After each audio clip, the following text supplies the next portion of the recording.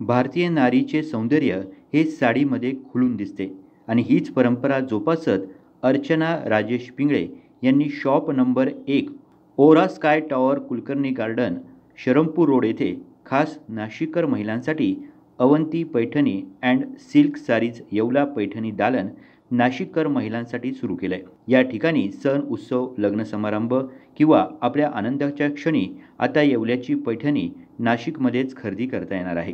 या ठिकाणी महाराणी, ब्रॉकेट, कलांजनी, मुनिया, टिशू इत्यादी प्रकारच्या पैठणी उपलब्ध असून 500 रुपयापासून ते 50,000 रुपयापर्यंत पैठणी आणि इतर साड्या मिळणार आहेत। या दालनाच्या भव्य शुभारंभानिमित्त सत्यनारायण पूजनाचं आयोजन करण्यात आलं होतं। महिलांनी पहिल्याच दिवसापासून आपली आवडती पैठणी आणि साडी खरेदी करण्यासाठी Avanti Paithani and silk sarees Yeola Paithani दालनात मोठी गर्दी केली होती।